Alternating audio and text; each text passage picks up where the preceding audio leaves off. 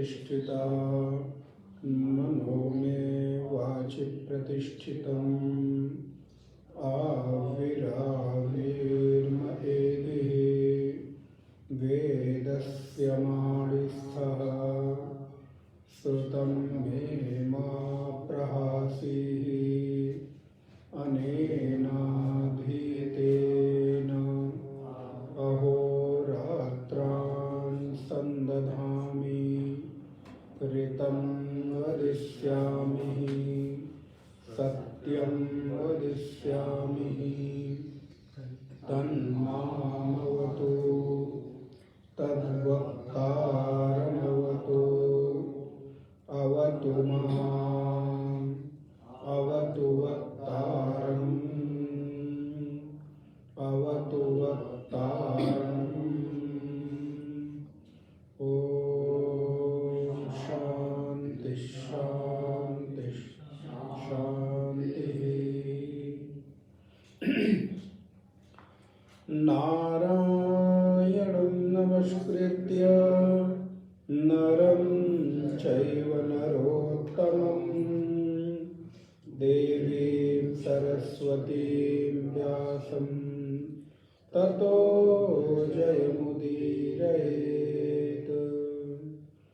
सदाशिवसमारम्भां शङ्कराचार्यमध्यमाम् अस्मदाचार्यपर्यन्तां वन्दे गुरुपरम्पराम्। वागर्थायिव सम्पृक्तौ वागर्थप्रतिपत्तये जगतः पितरौ वन्दे पार्वती परमेश्वरौ। दक्षिणे लक्ष्मणोर्यस्य वामे च जनकात्मजः पुरुतो मारुतिर्यस्य तं वन्दे रघुनन्दनम्। या देवी सर्वभूतेषु स्मृतिरूपेण संस्थिता नमस्तस्यै नमस्तस्यै नमस्तस्यै नमो नमः। अतुलितबलधामं हेमशैलाभदेहं दनुजवनकृशानं ज्ञानिनामग्रगण्यं सकलगुणनिधानं वानराणामधीशं रघुपतिप्रियभक्तं वातजातं नमामि। अपने अपने घर की सब काहू को पीर तुम्हें पीर सब घरन की धन्य धन्य रघुवीर तुम्हें पीर सब घरन की धन्य धन्य रघुवीर। नारायण पाठ करेंगे सामूहिक रूप से हनुमान चालीसा में। श्री गुरु चरण सरोज रज निज मन मुकुर सुधार वरनौ रघुबर विमल जसो जोदायक फल चार। बुद्धिहीन तनु जानिके सुमिरौ पवन कुमार बल बुद्धि विद्या देहु मोहि हरहु कलेश विकार। जय हनुमान ज्ञान गुण सागर जय कपीस तिहु लोक उजागर। रामदूत अतुलित बल धामा अंजनी पुत्र पवन सुत नामा। महावीर विक्रम बजरंगी कुमति निवार सुमति के संगी। कंचन बरन विराज सुबेसा, कानन कुंडल कुंचित केसा, हाथ वज्र और ध्वजा विराजे, कांधे मूज जनेऊ साजे, शंकर सुवन केसरी नंदन, तेज प्रताप महाजगवंदन, विद्यावान गुणी अति चातुर, राम काज करिबे को आतुर, प्रभु चरित्र सुनिबे को रसिया, राम लखन सीता मन बसिया, सूक्ष्म रूप धरि सियहि दिखावा, विकट रूप धरि लंक जरावा, भीम रूप धरि असुर संहारे, रामचंद्र जी के काज समारे,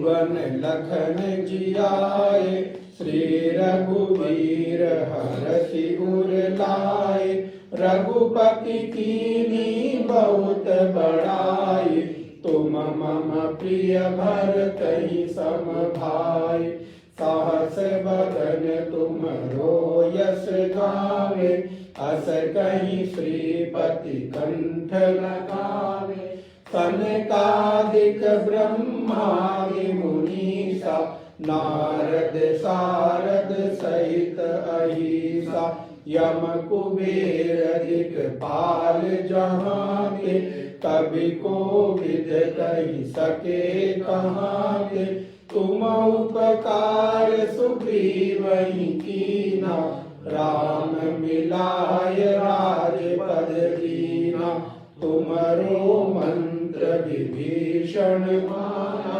लंकेश्वर भय सब जग जाना, युग सहस्र जो जन पर भानु, लील्यों ताहि मधुर फल जानु, प्रभु मुद्रिका मेल मुख माहि, जलधि लांघि गए अचरज नाहि, दुर्गम काज जगत के जेते, सुगम अनुग्रह तुम्हारे तेते, राम दुआरे तुम रखवारे, होत न आज्ञा बिनु पैसारे, सब सुख लहे तुम्हारी सरना, तुम रक्षक काहू को डरना, आपन तेज समारो आपे, तीनों लोक हाकते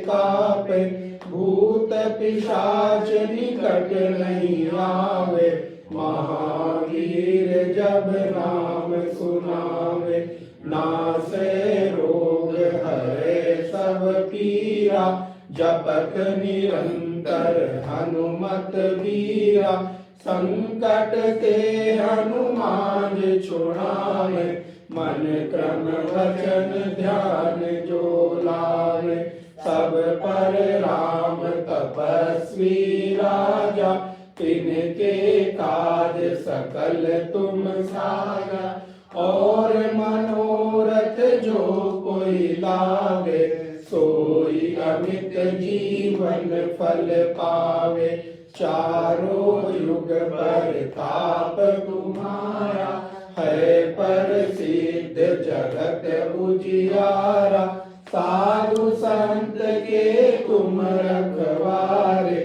असुर निकंदन राम दुलारे, अष्ट सिद्धि नवनिधि के दाता, असबर दीन जानकी माता, राम रसायन तुमरे पासा, सदा रहो रघुपति के दासा, तुमरे भजन राम जी को पावे, जन्म जन्म के दुख बिसरावे, अंत काल रघुवरपुर जाई, जहाँ जन्म हरि भक्त कहाई, और देवता चित्त न धरहि, हनुमत से ही सर्व सुख करई, संकट कटे मिटे सब पीरा, जो सुमिरै हनुमत बलबीरा। जय जय जय हनुमान गोसाई, कृपा करो गुरुदेव की नाई। जो सत बार पाठ कर कोई, छूटई बंदी महासुख होई। जो यह पढ़े हनुमान चालीसा, होय सिद्धि साखी गौरीसा। तुलसीदास सदा हरि चेरा, कीजय नाथ हृदय महडेरा। पवन तनय संकट हरण, मंगल मूर्ति रूप। राम लखन सीता सहित, हृदय बसों सुरभूप। सियावर रामचंद्र की जय, पवन सुत हनुमान की जय। उमापति महादेव की जय, बोलो भाई सब संतन की जय। श्री सद्गुरुनाथ महाराज की नारायण। भगवान की मंगलमयी प्रेरणा से निवेदन आप लोगों से है कि जरा सत्संग में बैठें तो मोबाइल आदि का प्रयोग ना ही करें, साइलेंट और स्विच ऑफ रखें तो ज़्यादा अच्छा है। और बीच में बजता है तो आपके साथ हमको और अन्य लोगों को भी बाधा पहुंचाता है, और ये बहुत बड़ा दोष है।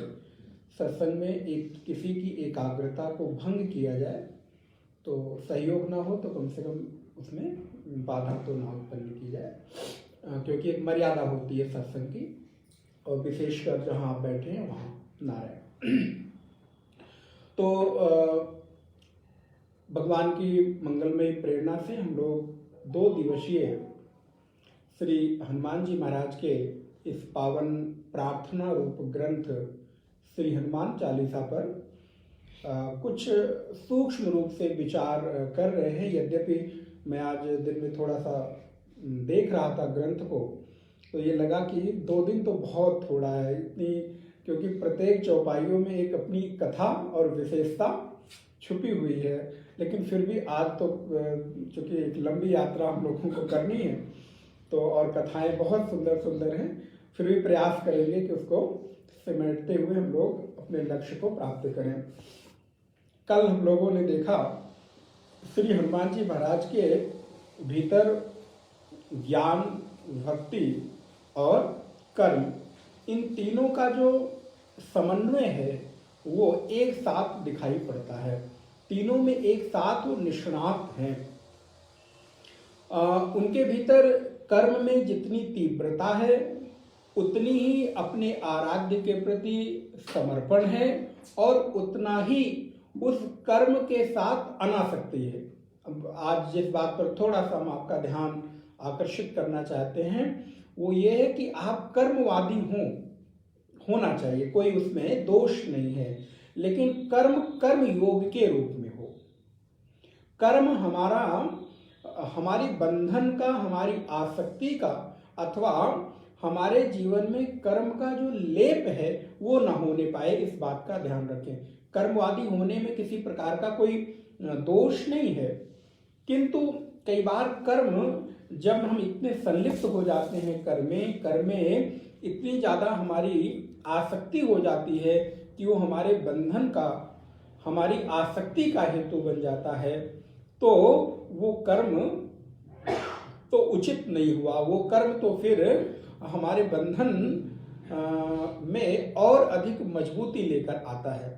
उपनिषद इसी बात का समर्थन करता है। ईसावास्य उपनिषद का जो द्वितीय मंत्र है वो कहता है, कुर्वन् नैवेह कर्माणि जिजीविषे शतगम समाहा। लेकिन कैसे? एवं त्वयि नान्यथा अस्ति न कर्म लिप्यते नरे। हे नर, हे प्राणी, कर्म तो करो, कर्म करने में कोई बाधा नहीं और आपके पास कोई विकल्प नहीं। असल में देखा जाए तो आपके पास कर्म करते हुए जीवन यापन करने के अतिरिक्त अन्य कोई विकल्प है नहीं, कर्म तो करना ही है। किंतु कर्म कैसे किए जाएं? बोले जो कर्म हमारे बंधन का, हमारे आसक्ति का कारण ना बने, अर्थात जिन कर्मों के फल हमको बार बार जन्म और मृत्यु का हेतु ना बने।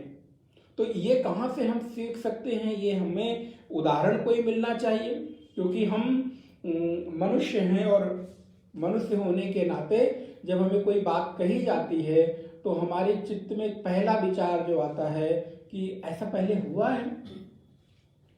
या आप पुराणों की अपने किसी भी कथा को उठाकर देख लीजिए तो क्या कहते हैं, एक समय की बात है, फिर अमुक देश में अमुक राजा थे, या अमुक ब्राह्मण के साथ ये घटना घटी, या अमुक शिष्य अपने गुरु के साथ जो प्रश्न किया था उसका जो उत्तर मिला था वो हम अब आपको ये इससे बताने से तात्पर्य क्या होता है? इससे हमारी बुद्धि में एक रोचकता बढ़ती है और परिणाम के प्रति हमको थोड़ी सी निश्चितता हो जाती है कि हाँ पहले किसी ने किया है और वो प्राप्त हुआ है उस लक्ष्य को, तो हम भी प्राप्त कर सकते हैं, पहुंच सकते हैं। तो ठीक इसी प्रकार हनुमान जी महाराज कर्म में संलग्न तो हैं, तल्लीन तो हैं, लेकिन किसी भी कर्म से बंधते, उनका संपूर्ण कर्म राम जी के लिए है। आपने आदेश कर दिया, हमने आग मूंद के पूरा कर दिया, अब आप जानो और आपका काम जाने, मुझसे कोई लेना देना नहीं है। इस तरह से जब हम कर्तव्य बुद्धि पूर्वक, अब उदाहरण के लिए आप सभी लोग कहीं ना कहीं सेवारत जरूर होंगे या रहे होंगे, तो ऑफिस में जब आप कहीं काम कर रहे होते हैं तो आप कितने कर्तव्य बुद्धि पूर्वक करते हैं? 5 बजा नहीं, 6 बजा नहीं कि 5 मिनट पहले से ही अब कल किया जाएगा ये काम। क्यों? क्योंकि वहां पर आपके कर्म में कोई बहुत आसक्ति ऐसी नहीं है कि जिसको किए बिना आप परेशान हो उठे। अब कोई बहुत प्रेशर हो, कोई बहुत जरूरी हो तो एक कभी कभार की बात अलग की है, लेकिन वहीं कहीं अपने घर का कोई काम हो, अपना कोई पर्सनल काम हो, तो घंटों भी अगर समय से आगे निकल जाए तो भी हम उसको बिना पूरा किए नहीं रहते। क्यों? क्योंकि वहां पर मेरी कहीं ना कहीं आसक्ति लगी हुई है। और आप देखिए एक ही ऑफिस में आप पूरे पूरे जीवन 20, 30, 35 साल तो कम से कम गुजार ही देते हैं, 40 साल गुजार देते हैं, और जस का तस है, वैसे का वैसा है, वही मेज, वही कुर्सी, वही अलमारी और वही स्टाफ, वही हो सकता है कि वहाँ पे रंग पेंट भी किसी जमाने में हो और ना हो उसका भी पता नहीं, लेकिन आपको कोई फर्क नहीं पड़ता बहुत ज्यादा अगर आप में इस तरह की बुद्धि ना हो तो। आपके भाई क्या है, मेरा अपना काम है किया, और विशेषकर सरकारी सेवा में रहने वाले लोगों के लिए तो ये विशेष उदाहरण देखने को मिल सकता है। तो ठीक इसी प्रकार श्री हनुमान जी महाराज बोले कर्म में तल्लीनता तो है, ध्यान रहे, हमारे लिए नहीं है इसलिए शिथिल होके कर्म करेंगे, नहीं ऐसा नहीं है, मेरा नहीं है इसलिए हो तो ना हो तो ऐसा करेंगे। बोले नहीं नहीं, करना तो पूरी तल्लीनता के साथ है, करना तो पूरे समर्पण के साथ है, लेकिन उसके साथ बंधना नहीं है। तो ये एक हमारे आपके लिए जीवन में बहुत बड़ा उदाहरण बन सकता है कि कर्म तो करना है लेकिन अपने लिए नहीं, कर्म करना है औरों के लिए। और वही कर्म जब भावना बदलती है तो वही कर्म हमारा कर्मयोग बन जाता है, निष्काम कर्म बन जाता है गीता के अनुसार। और वही अगर स्वबुद्धि के लिए किया जाए तो वही कर्म हमारा बंधन का हेतु बन जाता है। इसलिए वेद का एक मंत्र आता है, कस्मै देवाय हविषा विधेम। आप किसके लिए ये कर रहे हैं ये महत्वपूर्ण है। तो हनुमान जी किसके लिए कर रहे हैं? तो बोले रघुनाथ के लिए कर रहे हैं, मेरा अपना तो कुछ नहीं है, मैं सेवक रघुपति पति मोरे। तो मैं सेवक हूं तो सेवक के लिए अपना थोड़ा कोई एजेंडा हुआ, अपना थोड़ा कोई काम हुआ। बोले वो सब काम स्वामी के लिए है, आपने कहा मैंने किया। तो ये कैसे हैं श्री हनुमान जी? तो कहते हैं कि विद्यावान गुणी अति चातुर, राम काज करिवे को आतुरता बनी है। आतुरता का तात्पर्य है उत्साह बना हुआ है, अर्थात उस काम को लेकर निष्क्रियता नहीं है, शिथिलता नहीं है, बल्कि चाव बना है, एक उत्साह बना हुआ है कि इसको हम कितनी जल्दी से जल्दी राम काज के लिए कर लें। और विद्यावान है, काम करने में किसी भी प्रकार के अविवेक की संभावना नहीं रहती। कर्म हो लेकिन विवेक के साथ हो सकता है कि आपको जिस काम के लिए भेजा गया हो, लेकिन वहां पहुंचने के बाद तात्कालीन परिस्थितियां कुछ और हों, कुछ और त्वरित निर्णय लेने हों, तो उस सेवक को इतनी बुद्धि तो कम से कम होनी चाहिए कि ये काम भेजा गया और करना है, लेकिन अगर इसको थोड़ा सा ऐसा कर देने से विशेष रूप से इसका लाभ मिल जाता है तो वो भी हमें ये सेवक के गुण होने चाहिए। प्रभु चरित्र सुनवे को रसिया, ये बड़ी सुंदर बात है। और राम लखन सीता मन बसिया। अब पहले नीचे वाली लाइन का अर्थ देखें, दो इसके अर्थ बन सकते हैं। एक तो है राम लखन सीता मन बसिया, राम लक्ष्मण और भगवती सीता के मन में श्री हनुमान जी बसते हैं। और दूसरा है कि श्री हनुमान जी के मन में या श्री हनुमान जी के हृदय में राम लक्ष्मण और माता सीता विराजती हैं। तो बोली दोनों ही अर्थों में विशेषता क्या हुई? तो विशेषता यह है कि आप पहले वाली लाइन देखेंगे और दूसरी वाली लाइन को, तो एक तारतम्यता है उसके साथ। सबसे पहले हमें और आपको अपने काम को करना है। इसको अपने जीवन से जोड़िए, श्री हनुमान जी के चरित्र से लेकर थोड़ा अपनी ओर लेकर आइए। कोई व्यक्ति को कोई कर्तव्य दिया गया, कोई काम दिया गया, तो बैठ जाए भजन करने, क्योंकि सीताराम सीताराम सीताराम। बोले नहीं, हनुमान जी महाराज पहले राम काज को कर लेते हैं, आतुरता पूर्वक, शीघ्रता पूर्वक, जल्दी जल्दी कर लेते हैं। बोले क्यों? क्योंकि जल्दी जल्दी काम निपटा लेंगे तो काम निपटाने के बाद जो समय बचेगा उसमें बैठकर भजन करेंगे। तो ये हनुमान जी के चरित्र से, इस पंक्ति से मेरे जीवन में ये शिक्षा होनी चाहिए, सीख होनी चाहिए कि मुझे भी जो काम करना है, मुझे भी जो कर्तव्य है, उसको छोड़कर भजन नहीं करना है। ये शास्त्र कभी भी आदेश नहीं देता है। यदि आप, संन्यास की भी हमारे यहाँ एक विधा है, ये नहीं जिसका मर्जी जब आए उठे और संन्यास ले ले। हाँ, तो बहुत आपके भीतर वेग हो वैराग्य का तो बात अलग की है, नहीं तो आपके कर्तव्य पूरे हो जाए तब चतुर्थ अवस्था में हमारे यहाँ संन्यास का विधान है। तो पहले हमें अपने कार्य को करना है और कार्य को करने के बाद फिर आराम नहीं करना। फिर बोले क्या करते हैं हनुमान जी? बोले फिर बैठकर भगवान की कथा सुनते हैं, जहां कहीं अवसर मिल जाता है सुनते हैं, और अगर अवसर मिल गया, कोई सुनने वाला मिल जाए तो आप उसको सुना देते हैं। बोले सुनाते भी हैं? मैंने तो कभी नहीं सुना। हाँ, सबसे पहली राम कथा हनुमान जी ने की है। इस इतिहास में उठाकर आप देखेंगे तो सबसे पहली राम कथा करने वाले अगर कोई वक्ता हैं तो वो श्री हनुमान जी महाराज हैं। कब?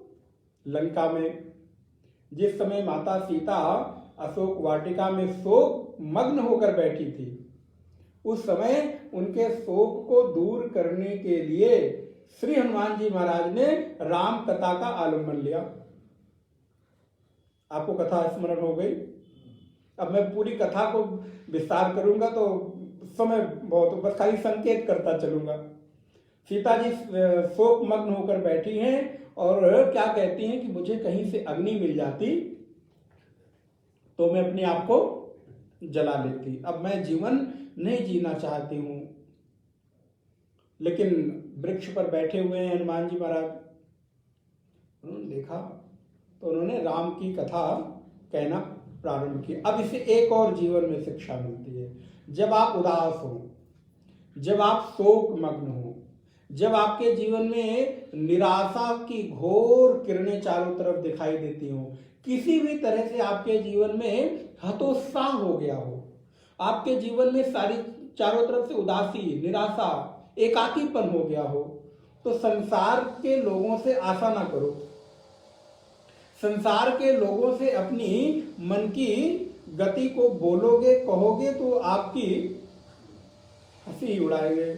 रही मन निज मन की व्यथा, मन ही राखो गोय, सुनी इठलई है लोग सब, बाटी न लई है कोय। रही मन निज मन की व्यथा, मन ही राखो गोय। गोय माने छुपा कर रखो। क्यों? क्योंकि बहुत बिरले कोई एकाध व्यक्ति मिल जाए जो आपके साथ आपकी भावनाओं में संवेदनशील होकर आपका साथ दे। नहीं तो मुख पर तो शायद ये संसार की रीति है, ये स्वभाव है, इसमें किसी भी तरह का कोई, हाँ बिरला कोई व्यक्ति हो, कोई आपका सद्भाग्य हो तो वो एक उदाहरण अलग है। इसलिए बड़ी सुंदर पंक्ति किसी संत ने कहा कि संसार के लोगों से आसान किया करना, जब कोई न हो अपना, सिया राम कहा करना। ये क्या है? राम लखन सीता मन बसिया, प्रभु चरित्र सुनिबे को। अपना काम कर लो, अपना काम करने के बाद जो समय बचे, बोले कथा सुनो। बोले हर समय उपलब्ध नहीं है, तो बोले कथा सुनने का मतलब केवल किसी और से सुनी जाए ऐसा नहीं है। भजन करने का नाम भी कथा ही है। कथा श्रवण से तात्पर्य यहाँ पर है आपकी चित्त वृत्ति भगवताकार बनी रहे, उसी को कथा का श्रवण मानना चाहिए, सत्संग मानना चाहिए। उपनिषद के वेदांत के सूत्र कहते हैं कि तत्चिंतनम, ध्यान रहे, तत्चिंतनम तत्कथनम और अन्योन्यम तद प्रबोधनम, उसका चिंतन, उसके बारे में कथन और एक दूसरे के साथ उसका प्रबोधन, कहना अथवा सुनना, ये दोनों क्या है? तीनों क्या है? बोले तीनों ही सत्संग है, ब्रह्माभ्यास है। तत्चिंतनम तत्कथनम अन्योन्यम तद प्रबोधनम, एतद एक परत्वम च ब्रह्माभ्यासम विदुर्बुधा। जो बुध लोग हैं, ज्ञानी लोग हैं, वो इसी को ब्रह्माभ्यास सत्संग कहते हैं। तो समय मिले तो कथा सुन ले, या कोई जिज्ञासु आ जाए और आपको कुछ कहने की क्षमता परमात्मा ने दी है, आप कह सकते हैं, तो उसको भी जरा कहकर और क्या करें? प्रभु चरित्र सुनिबे को रसिया, राम लखन सीता मन बसिया। और भगवान श्री राम के चरित्र का, श्री हनुमान जी के चरित्र का गान करते रहें। और तदुपरांत सूक्ष्म रूप धरि सियहि दिखावा, विकट रूप धरि लंक जरावा।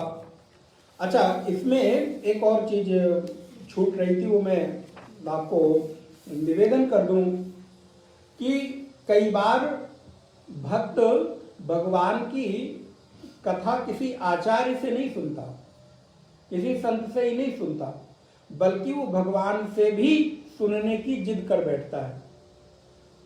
अब एक बहुत सुंदर उदाहरण भक्त का आप स्मरण करिए। सुतीक्ष्ण, सुतीक्ष्ण जैसा बिरला भक्त आपको मिलेगा, बिल्कुल भोला भाला, अबोध। भगवान राम आते हैं, अब वो कहते हैं कि भाई क्या चाहिए? बोले हमको मालूम नहीं क्या मांगू। भगवान ने कहा नहीं नहीं जो भी कहो। तो बोले कि गुरु जी ने हमारे कहा था, इसलिए हम जंगल में कुटिया बना के रह रहे हैं, तो एक काम करिए, चल के हमारे गुरु जी के आश्रम में चलिए, वहीं हम आपसे मांगेंगे। अब महाराज भगवान तो भक्त के पराधीन है। ना हम बसामि वैकुंठे योगी नाम हृदय न चा, मद भक्ताय गायन्ते तत्र तिष्ठामि नारद, मैं तो वहीं रहता हूँ। तो भगवान बोले ठीक है चलो। अब पहुंचे तो सुतीक्ष्ण ने गुरुदेव को कहा, गुरुदेव गुरुदेव भगवान आए हैं। गुरुदेव ने तो डांट के भगाया था कि तुम कुछ करता रहता, अरे जाओ जंगल में भजन करो, जब तक भगवान न मिल जाए तब तक आना मत। अब उनको क्या पता, अब जब राम जी आए तो गए, ऐसी फालतू बातें करता रहता है। नहीं सच में गुरुदेव कुटिया से बाहर निकले, देखिए भगवान आए हैं। अब वो कुटिया से बाहर निकले तो भगवान लक्ष्मण के साथ, माता सीता के साथ खड़े हैं।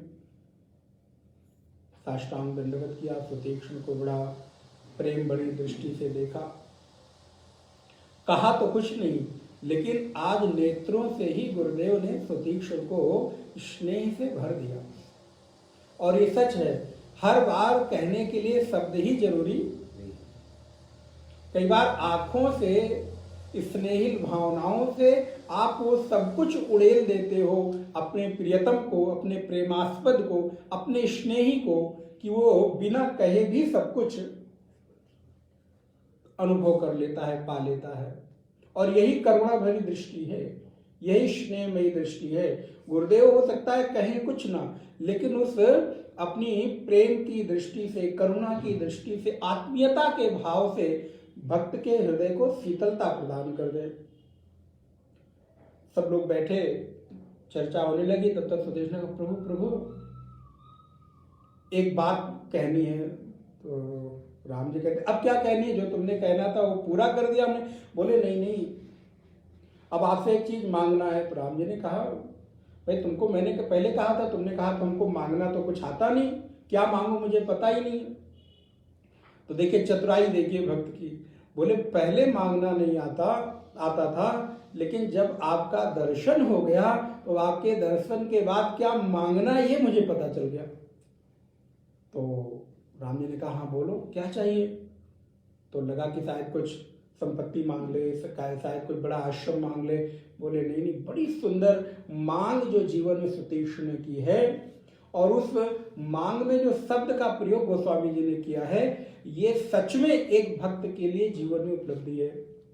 गोस्वामी जी कहते हैं, सुतीक्ष्ण कह रहा है प्रभु से कि अस अभिमान जाय नहीं भोरे, मैं सेवक रघुपति पति मोरे। अस अभिमान जाय नहीं भोरे, मैं सेवक रघुपति पति मोरे। अगर कोई भक्त है और उसको अपने भक्त होने का अभिमान है, देखिए एक जगह इस अभिमान को भी शास्त्रों ने स्वीकार किया है।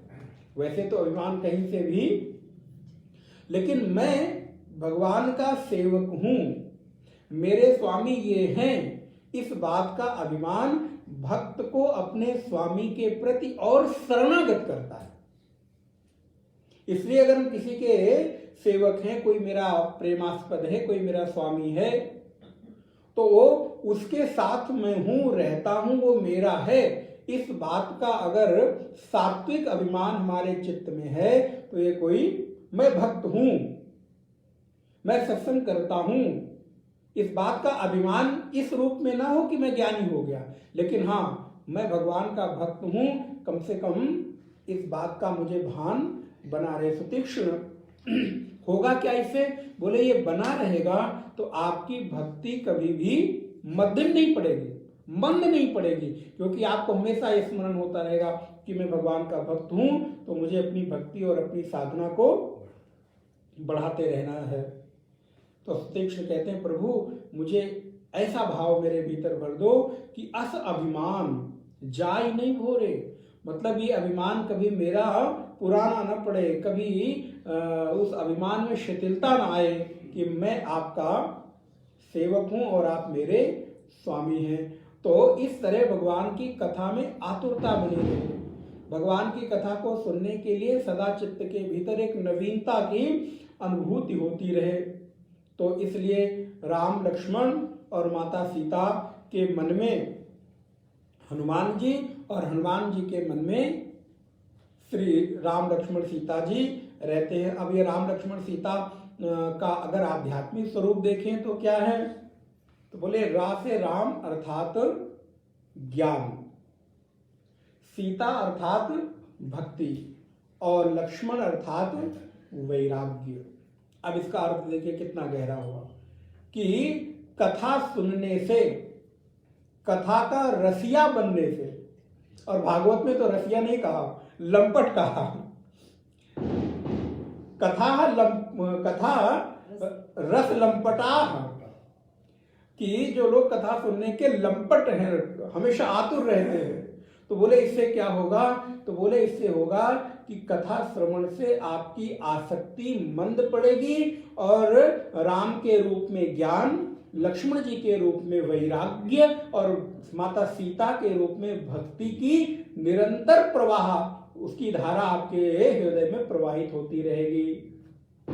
तो इसलिए हनुमान जी के हृदय में भगवान श्री सीताराम लक्ष्मण के सहित विराजित हैं। जास हृदय आगार बसहि राम सर चाप धर। अच्छा, इसका एक और बड़ा सुंदर आप भाव देखिए तो अच्छा लगेगा। कोई भी मंदिर राम जी का हनुमान जी के बिना पूरा होता है?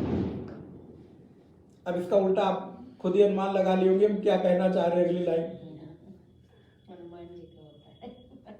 कोई भी मंदिर आप देख लीजिए, राम जी का अगर बनेगा तो भले ही छोटी सी पिंडी ही क्यों ना बैठा ही जाए, छोटी सी मूर्ति क्यों ना रहे, लेकिन वहां पर हनुमान जी तो महाराज स्वामी लोग बिना सेवक के नहीं रह पाते। उनको एक आध सेवक की तो महती आवश्यकता हमेशा रहती है। इसलिए स्वामी बिना सेवक के कभी पूरे नहीं होते, अधूरे रहते हैं। लेकिन सेवक, बोले सेवक स्वामी के बिना अधूरे, बोले ये तो फिर बड़ी उल्टी बात हो गई। बोले नहीं, क्योंकि स्वामी का सतत स्मरण सेवक के चित्त में बना रहता है, इसलिए सेवक को स्वामी की स्थूल उपस्थिति की आवश्यकता नहीं रहती। कोई भी राम जी का मंदिर हनुमान जी के बिना अधूरा है, लेकिन हनुमान जी का कोई भी मंदिर राम जी के बिना अधूरा नहीं रहता। खाली हनुमान जी को भी विराजित कर दो तो भी वो मंदिर, आप देखिए उठाकर कोई भी मंदिर देख लीजिए राम जी के, हनुमान जी बेचारे छोटे से बिनम के हाथ जोड़े, सिर झुकाए हुए, और हनुमान जी का कोई भी चित्र हनुमान जी के, राम जी के सामने आप देखें तो तन के नहीं है, हाथ जुड़ा हुआ और शीश झुका हुआ। तो स्वामी के सामने सेवक के यही गुण होने चाहिए। तो हमारे इन सारी कथाओं का एक अपने जीवन में अर्थ है कि यदि हमारे जीवन में भी सेवक भाव है तो विनम्रता अति आवश्यक है। हाथ जोड़कर शीश झुका रहे स्वामी के समक्ष, तो श्री हनुमान जी महाराज अपने आप में, तो बोले ये तो फिर बड़ी जाति होगी भाई, हनुमान जी को तो राम जी अपने साथ साथ हमेशा रखते हैं लेकिन हनुमान जी नहीं रखते। तो बोले क्या करें, क्योंकि सेवक के पास इतनी सामर्थ्य नहीं कि वो अपने घर में स्वामी को बैठा सके, क्योंकि स्वामी का रहना सहना उनकी अपनी एक अलग व्यवस्था है, लेकिन घर में ना बैठा सके स्थूल रूप में, चित्त में तो, हृदय में तो बैठा ही सकते हैं। इसलिए हनुमान जी ने कहा भाई देखना है तो लो देख लो, मैं एक क्षण भी उनसे दूर नहीं रहता, हृदय में सीना फाड़ के दिखा दिया। तो इस प्रकार हनुमान जी राम कथा सुनिवे को रसिया, सतत भगवान की कथा सुनने को आतुर रहते हैं। अब और उदाहरण पुनः कभी, सूक्ष्म रूप धरि सियहि दिखावा, विकट रूप धरि लंक जलावा। सूक्ष्म रूप रख के हनुमान जी लंका में प्रवेश करते हैं। सुंदरकांड की ये कथा है। मसक समान रूप कपि धरी, मसक के समान छोटा सा रूप धारण करके श्री हनुमान जी महाराज लंका में प्रवेश करते हैं और वहां पर शोक में निमग्न बैठी हुई माता सीता को भगवान राम की कथा का श्रवण कराते हैं। विकट रूप धरि लंक जलावा, तो बोले कि कैसे लंका जला दी? तो बोले जब माता सीता को शोक की अग्नि में डूबता हुआ हनुमान जी ने पाया तो हनुमान जी राम कथा सुनाने लगे। अब बताओ, कोई शोक में बैठा हो और कोई पशु, भाई बानर जाति, उसके मुख से राम कथा सुन के, और सीता जी एक बार छली जा चुकी हैं, वो भी साधु वेश में, तो उनको लगा कि ये शायद कोई हमारे साथ दूसरा तो कोई छल नहीं हो रहा है, तो उनको विश्वास नहीं हुआ। कौन है? तो सीता जी कहती है, कौन कथा राम जी की सुना रहा है मेरे सामने, प्रकट हो। सुंदरकांड आप स्मरण करिए। माता सीता को विश्वास नहीं हुआ कि कहाँ एक बानर और कहाँ राम जी, दोनों में मैत्री कैसे संभव है? तो राम जी ने एक बड़ा सुंदर रहस्य हनुमान जी को बताया था। एक तो मुद्रिका दी थी, प्रभु मुद्रिका मेरी मुख माही, लेकिन एक और सुंदर रहस्य बताया, और वो रहस्य क्या था कि बोले जो मेरे और सीता जी के अतिरिक्त एक दूसरे को के अतिरिक्त और किसी को पता नहीं है। तो हनुमान जी कहते हैं, राम दूत में मातु जाने की, इतना कह दिया, तब भरोसा नहीं हुआ। तब उस रहस्य को हनुमान जी प्रकट करते हैं। सत्य शपथ, शपथ माने क्या हुआ? कसम खाओ, जैसे हम लोग कहते हैं ना, कसम खाओ आज से मेरा साथ नहीं छोड़ोगे, कसम खाओ आज से झूठ नहीं बोलोगे, हम लोग करते ही है। तो हनुमान जी महाराज भी शपथ लेते हैं, सत्य शपथ। और किसकी शपथ? बोले अपने स्वामी की। बहुत बड़ी बात है कि अपने आराध्य की, अपने इष्ट की शपथ। किसकी शपथ ले रहा हूं? बोले सत्य शपथ करुणा निधान की, मैं करुणा निधान की शपथ ले रहा हूं। तब सीता जी को लगा, अरे ये नाम तो रहस्यमय नाम है, क्योंकि ऐसी कथा आती है कि राम जी और माता सीता के बीच एक अंडरस्टैंडिंग थी।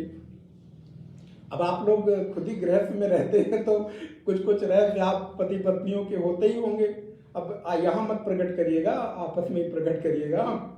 तो रहस्य क्या होते हैं? तो बोले एकांत में जब हम लोग रहते हैं तो मैं तुम्हें इस नाम से और तुम मुझे इस नाम से बुलाना, होता ही आपस में, आप लोग जानते हैं, उसको ज्यादा विस्तार क्या किया जाए।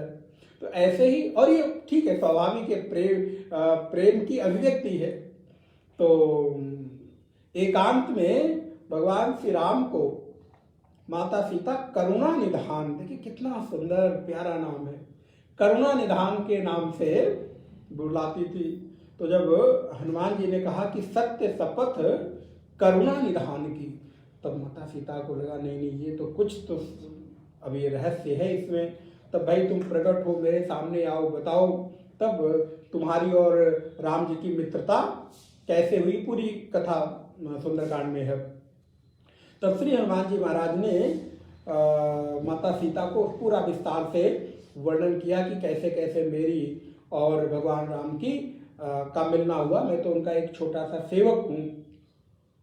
तो कहने का तात्पर्य है कि सूक्ष्म रूप धरि सिए दिखावा, सूक्ष्म रूप रख के माता सीता को उन्होंने वहां पर स्वरूप दिखाया और राम कथा के माध्यम से माता सीता के शोक को उन्होंने। तो मैं आपको निवेदन कर रहा था कि मेरे जीवन में भी जब कभी शोक की ऐसी स्थिति आए तो कहीं और नहीं, किसी गुरु की शरण में, भगवान की शरण में पहुंचकर कथा, सत्संग, प्रवचन, भजन, ध्यान का आलंबन लेकर अपने आप को उस शोक की परिस्थिति से निकालने का प्रयत्न करना चाहिए। लेकिन प्रायः होता कुछ और है, हम अन्य कोई माध्यम चुन लेते हैं।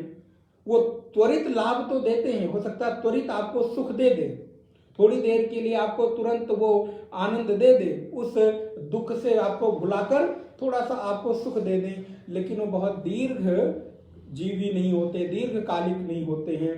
लेकिन जब सीता जी के शोक को हनुमान जी जैसे संत ने राम कथा के माध्यम से दूर कर दिया तो हमारे और आपके शोक तो कुछ भी नहीं है। सीता जी से सुकुमार तो मेरी स्थिति नहीं है ना, सीता जी जैसी कोमलता की स्थिति तो हम लोगों की नहीं हो सकती। और उनको सोचो, एक अपने शत्रु के साम्राज्य में विस्थापित होकर एकांत में उनका रहना हो रहा है। हमारे पास तो तब भी अपना घर परिवार लोग आसपास होते हैं, तो हमारे पास इतनी विपरीत कभी परिस्थिति नहीं आ सकती कि जो राम कथा हमारे शोक को दूर ना कर सके। इसलिए राम कथा को कहते हैं सब संशय को दूर करने वाली। हमारे चित्त के भीतर कोई भी शोक क्यों ना हो, उसको दूर करने का कार्य राम कथा करती है। छत विकट रूप धरी लंक जलावा, विराट रूप रख के लंका जला दिया। तो जलाया कैसे? बोले दो तरह से जलाया। पहला तो अगर विचार करें तो कथा तो स्पष्ट ही है कि पूछ में कपड़े लपेटे गए, तेल लगाया गया और तेल बोरी पट बांध पुन पावक देव लगाए, तो उसे तो जला दिया। लेकिन बोले अगर आध्यात्मिक रूप से देखें, मेरा हृदय भी आज लंका बना हुआ है। वैसे तो सबका हृदय अयोध्या है, लेकिन उस अयोध्या में हमने काम क्रोध लोभ मोह को लाकर उसको अयोध्या के भाव को दूर करके और लंका के भाव को प्रतिष्ठित कर दिया है। तो भगवान श्री राम की जो प्रिया है भगवती सीता, जब वो लंका में रहती हैं तो अशोक वन में रहते हुए उनकी जो क्रोध रूपी अथवा शोक रूपी जो अग्नि है, उस अग्नि को ही भगवान के विरह में, उनकी जो विरह अग्नि है, शोक अग्नि है, उसी को लेकर और श्री हनुमान जी ने लंका को। और दूसरी कौन सी अग्नि है? बोले श्री हनुमान जी में भक्ति भी है, ज्ञान भी है और वैराग्य भी है। इसलिए भोग, लंका को भोग नगरी भी कहते हैं। इसलिए उस भोग रूपी लंका को श्री हनुमान जी ने अपने वैराग्य रूपी अग्नि से जलाकर और वहां के भोगों से प्रभावित हुए बिना वापस लौट आए। नहीं तो प्राय ऐसा होता नहीं। हम लोग कई बार भोग के, आसक्ति के, आकर्षण के जाल में फंस जाते हैं और हमारा वैराग्य न्यून हो जाता है, उसी में उलझ जाते हैं। लेकिन श्री हनुमान जी को बोले भोग रूपी लंका में जाने के बाद भी अपने वैराग्य से च्युत नहीं हुए, बल्कि भोग का त्याग करके भोग को जलाकर और उन्होंने वैराग्य को स्थापित किया। इसलिए विकट रूप धरि लंक जरावा, भीम रूप धरि असुर संहारे, रामचंद्र के काज समारे। भीम रूप धर के, विराट रूप रख के असुरों का संहार किया, रामचंद्र जी के काज को संवारा है। राम जी के काम को हनुमान जी ही करते हैं। इसीलिए तो कपिसे उरिन मैं नाई, हनुमान जी को कहते हैं राम जी कि कपिसे उरिन हम नाही। हम कपि से कभी, हनुमान जी से कभी उरिन नहीं हो सकते, क्योंकि तुम्हारा जो उपकार है हमारे ऊपर बहुत ही अधिक है। भीम रूप धर असुर संहारे, रामचंद्र के काज संवारे, लाए सजीवन लखन जियाए। जिस समय भैया लक्ष्मण को शक्ति बाण लगा, उस समय वैद्य ने कहा कि इस संजीवनी बूटी के अतिरिक्त और कोई उपाय नहीं, और वो भी कब तक? बोले सूर्योदय के पहले पहले तक। अभी कार्य को कौन करे? श्री हनुमान जी ने कहा, ऐसा आचार्य लोग कहते हैं कि इस कार्य को तुम चुटकी बजाते हुए कर सकते हैं। कैसे कर सकते हैं? बोले गर्म तेल में जितनी देर राई को डालने पर फूटने में समय लगता है, तो आप लोग जानते होंगे, अगर तेल गर्म हो और कोई छौका लगा रहे हो तो राई को फूटने में कितना समय लगेगा?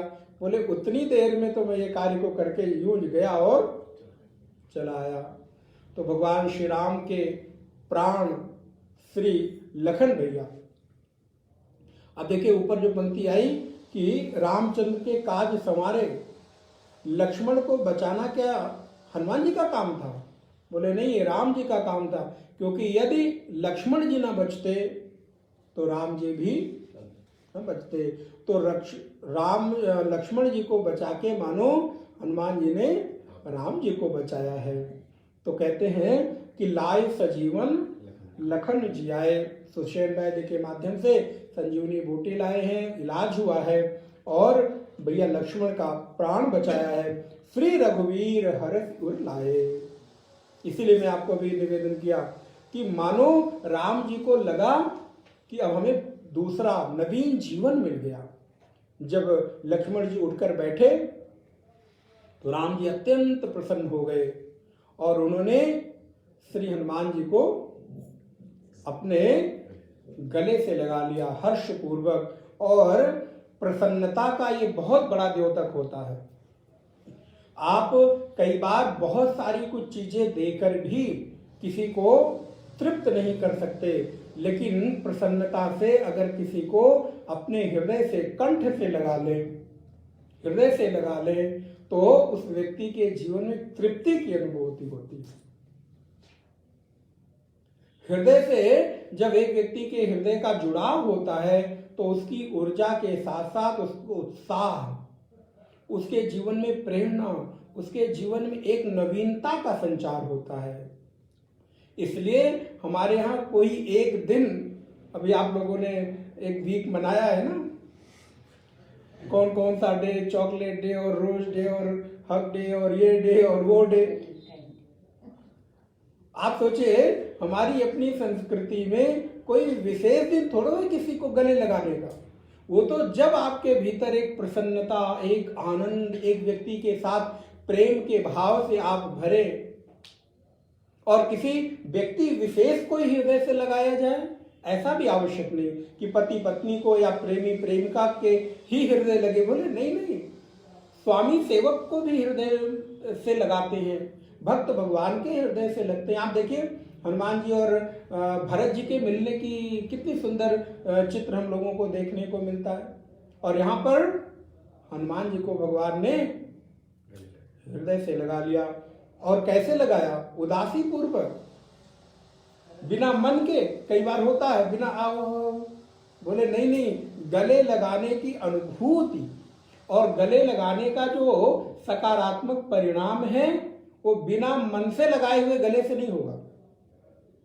जब तक कि आप उत्साह और आनंद के साथ उस व्यक्ति को गले, दिखावे में नहीं, अंदर से उमंग के साथ आप उसको गले से लगा लें, पूरा उसका माथा चूम लें। हम लोगों के यहाँ प्रेम का एक बहुत बड़ा द्योतक है ये। जब हम किसी व्यक्ति को बहुत अपनत्व के भाव से भरते हैं तो उसके मस्तक को चूमते हैं। ये बहुत एक सांकेतिक है जीवन में। तो हनुमान जी को भगवान राम ने गले से लगा, वो क्षण कल्पना करके देखिए। अब इसी समय एक कथा बहुत सुंदर स्मरण हो रहा है, हो रही केवट की। जीवन में बताइए कौन ऐसा सद्भाग्य व्यक्ति होगा। 2 लाइन में मैं इसको पूरी कर देता हूं। जब भगवान राम को गंगा जी पार करना था वनवास के समय में, कोई नाव नहीं, कुछ भी नहीं, किससे पार हो किससे पार हो। एक नाविक केवट के रूप में देखा, भाई मुझे पार कर दोगे? बोले हाँ पार कर देंगे, लेकिन एक शर्त है। शर्त क्या है? बोले जब तक हम आपका चरण नहीं धुल देंगे तब तक नाव में नहीं बैठाएंगे। बोले भाई ये क्या बात है? बोले हमने सुना है आपके चरणों में धूल लगी है और उस धूल का परिणाम होता है कि जिसको आप छू देते हैं वो नारी बन जाती है। तो नारायण, कहीं पता चला हम गरीब आदमी की जीवन यापन करने का साधन यही नौका है और इसमें आपने पैर रखा और पता चला ये, तो अभी एक तो घर में है, उसी का पेट भरना और उसी का लालन पालन करने में कठिनाई आ रही है, और पता चला एक और, तो पालन पोषण तो अलग है। जो पहले वाली है उसको सौतन मिल जाए तो पता चले जो बाल 2-4 बच्चे हैं वो भी चले जाए, नाव पार जाना, और बताओ जाना है कि नहीं जाना है? राम जी कहते हाँ हाँ जाना है। पैर धुलाओगे कि नहीं धुलाओगे? बोले हाँ हाँ बिल्कुल धुलाएंगे। तब क्या हुआ? गोस्वामी जी कहते आनी कठोता जल भरी लावा, जाकर अपने कठौते में, परात में जल गंगा जी का भर के ले आए। तो अब पैर धोने लगे। तो जब एक पैर धो लिया, खड़े हैं राम जी और नीचे बैठ के धो रहा है, तो नारायण अब दूसरा पैर धुलने की बारी आई। तो जब दूसरा पैर कठौते से निकाल के जमीन पे रखा जाए तभी तो जो दूसरा पैर उसको उसमें डाला जाए। तो राम जी पैर धुल गया? धुल गया? बोले हाँ धुल गया। उसको नीचे, बोले ना नीचे रखोगे तो गड़बड़ा जाएगा। बोले क्यों? धुलने का फायदा क्या हुआ? अभी तो पैर सूखा था तो थोड़ी ही धूल लगी होगी, और गीले पैर में तो और धूल लग जाएगी। तो बोले क्या करें फिर बताओ? बोले ऐसा करो, मेरी गोद में जो धुला हुआ पैर है वो रख लो। ठीक है। अब धुला हुआ पैर केवट के गोद में भगवान ने रख लिया, दूसरा पैर कटौते में रखा। लेकिन अब एक पैर गोद में है तो खड़े होने में लड़खड़ा रहे हैं भगवान। तो ठीक से खड़े रहो, खड़े भी नहीं होना आता है। तो राम जी बोले पैर मेरा तुम्हारी गोद में है, दूसरा कठौते में है, कैसे खड़े हो? बोले एक उपाय मैं बताता हूँ, लड़खड़ाते हुए तुमको गिरने से मैं बचाता हूँ। तो क्या करूँ? तो बोले अपने हाथ से मेरे सिर को पकड़ लो जोर से, तो जिससे तुम गिरने से बच जाओगे। आप सोचिए कौन ऐसा भक्त होगा जिसका एक चरण भगवान का एक चरण उसकी गोद में है और एक चरण उसके हाथों में है, और भगवान का हाथ जो दुनिया को उतारता है वो उसके सिर पर है। तो भगवान कैसे हैं? बोले भगवान इतने करुणा और कृपा से ओतप्रोत हैं कि भक्तों के भावों को कभी भी मना नहीं करते। तो इसलिए रघुपति कीन्ही बहुत बड़ाई, तुम मम प्रिय भरत ही सम भाई। फिर श्री भगवान श्री राम ने हनुमान जी का बहुत बड़ाई की कि तुमने मेरा ये काम किया। ये भगवान कहते नहीं मेरे, हनुमान जी कहते मेरा कुछ भी नहीं है, ये सब आपके बल से हुआ है। और लक्ष्मण जी के सामने ही श्री हनुमान जी को क्या कहते हैं कि आपको मैं लक्ष्मण जी से दुगना प्रेम करता हूं। आप किष्किंधा में जाएंगे तो वहां पे ये कथा मिलती है कि लक्ष्मण जी से ज्यादा प्रेम तुमको करता हूं। और यहां क्या कह रहे हैं? तुम मम प्रिय भरत ही सम भाई। इसकी भी एक बड़ी सुंदर प्यारी सी कथा है। राम जी अगर सतत किसी का स्मरण करते हैं तो है श्री भरत जी। एक बार चारों भाई कबड्डी खेल रहे थे बचपन में, बड़ी प्यारी सी कथा है, सुंदर सुंदर कथाएं याद आ रही हैं। तो दो लोग एक तरफ, दो लोग एक तरफ। तो भरत जी आके राम जी के खड़े हो गए। क्या हुआ? बोले नहीं हम तो आप ही की तरफ रहेंगे, क्योंकि कबड्डी के खेल का एक शर्त होती है ना कि जिसको छू लिया जाए वो मर जाता है, ऐसा कहते हैं। फिर दोबारा उसको छुआ जाए तो उधर वाला जीवित होता है। तो नारायण कबड्डी का खेल होने लगा। तो ऐसे तो कबड्डी जब खेलने जाते हैं तो लोग कबड्डी कबड्डी कबड्डी ऐसा बोलते हैं, लेकिन राम जी जब जाते तो भरत भरत भरत भरत कहते हुए जाते। तो बोले आप ऐसा क्यों करते हैं? बोले क्योंकि अगर एक क्षण के लिए भी भरत को ये लगेगा कि मैं उसको स्मरण नहीं करता तो ये तो कबड्डी के खेल में झूठ मूठ का लोग मरते हैं, वो सच में। इसलिए भगवान सतत भरत जी का स्मरण करते हैं। इसलिए कहते हैं कि तुम मम प्रिय भरत ही सम भाई, आप मुझे मेरे भाई भरत के जैसे प्रिय हो। तुम मम प्रिय भरत ही सम भाई साहस बदन तुम्हारो जस गाम है। अगर सहस मुख से भी कोई तुम्हारा यशगान गावे, और वो सहस मुख वाले कौन है? शेषनाग, और शेषनाग के अवतार के रूप में लक्ष्मण जी हैं। तो अगर लक्ष्मण जी भी आपका निरंतर यशोगान गावे तो भी नहीं पूरा कर सकते। साहस बदल तुमरो जस गावे अस कहीं श्रीपति कंठ लगावे। ऐसा कहते हुए भगवान श्री राम बार बार श्री हनुमान जी को हृदय से लगा लेते हैं। जम कुवे सनकादिक ब्रह्मादि मुनीषा नारद सारद सहित अहिसा सनक सनंदन सनातन सनत कुमार ब्रह्मादि मुनि आदि नारद सारद अर्थात माता शारदा सरस्वती सहित अहिसा, ये सारे लोग भी आपका हमेशा गुणगान करते हैं। और कौन लोग? बोले जम कुबेर दिक्पाल जहां ते कवि कोविद कही सके। कहां से कोई भी कितना बड़ा भी कवि क्यों ना हो, कोविद ज्ञानी क्यों ना हो, वो आपके गुणानुवाद को पूरा नहीं कर सकता, यशोगान को कभी पूर्ण नहीं कर सकता। तुम उपकार सुग्रीव ही कीन्हा राम मिलाए राजपद दीना। आपने तुम उपकार सुग्रीव ही कीन्हा, आपने सुग्रीव के ऊपर बड़ा उपकार किया। उपकार क्या किया? बोले राम जी के साथ सुग्रीव की मैत्री कराने में आपने ही महती भूमिका निर्वहन की।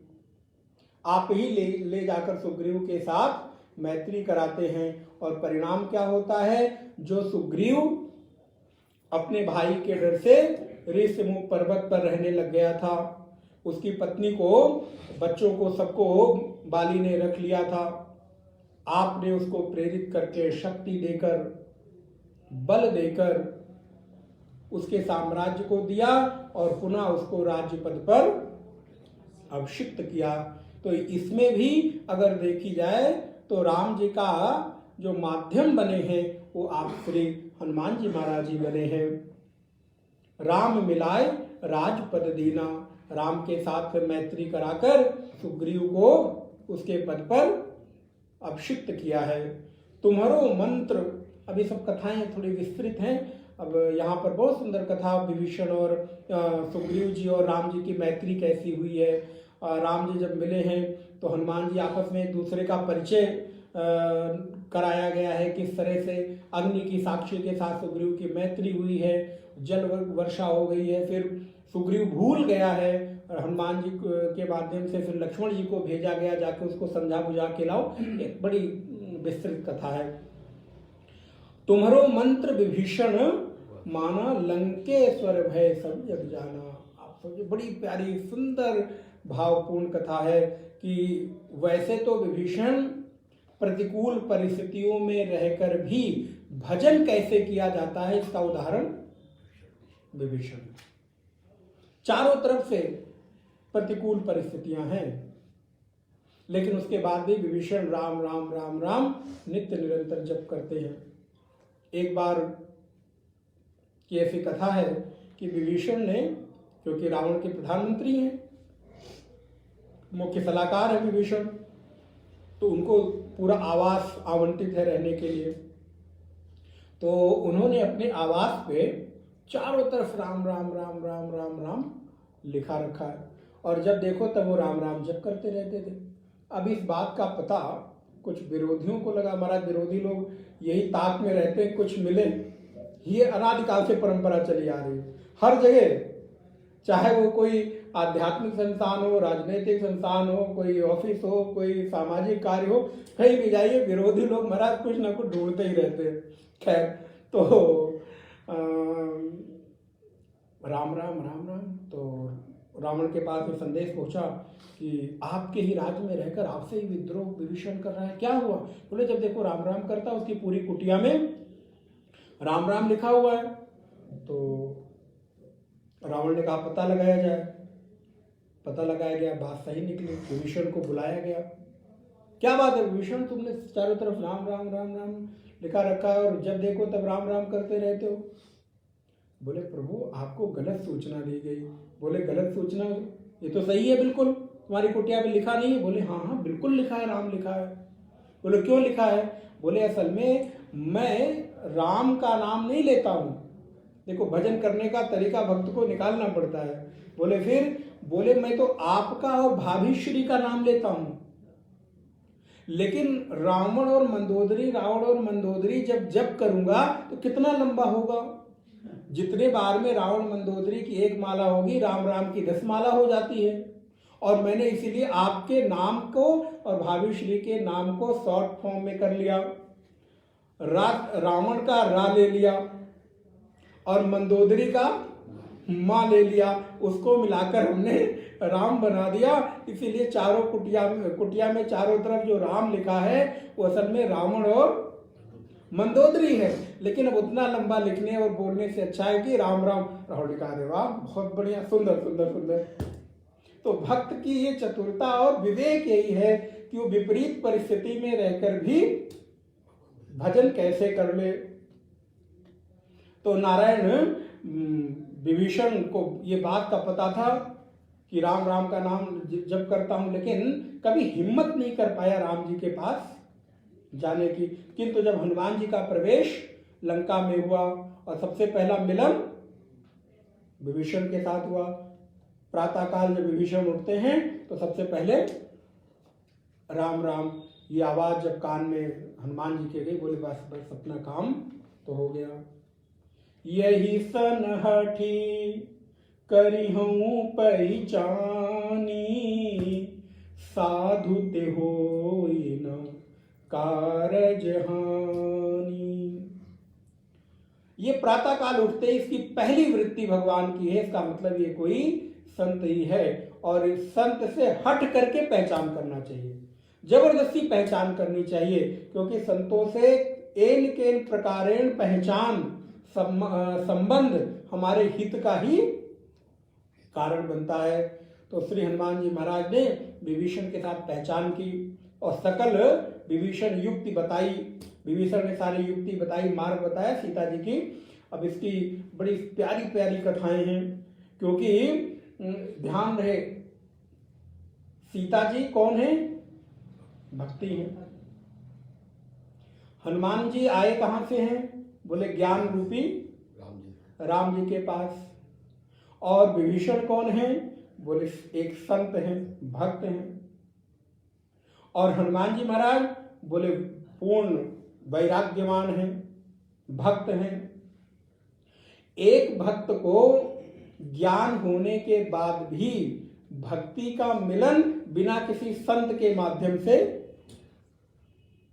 इसीलिए हनुमान जी को विभीषण जैसे संत ने भक्ति रूपी सीता की खोज का पूरा मार्ग बताया और विभीषण जी के माध्यम से भक्ति रूपी सीता की प्राप्ति श्री हनुमान जी महाराज को होती है।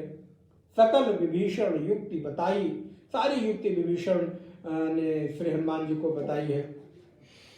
तो हनुमान जी ने कहा इसका कर्ज तो हम उतारेंगे, क्योंकि एक संत ने बड़ी सुंदर बात कही, तुमने मुझे माई से मिलाया है, मैं तुम्हें बाप से मिलाऊंगा।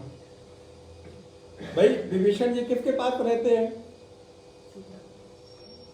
माता सीता के पास, और हनुमान जी पिता के पास रहते हैं, मतलब राम जी के पास रहते हैं। तो विभीषण के पास माता है, पिताजी नहीं है। हनुमान जी के पास अभी तक पिताजी थे, माताजी नहीं थी।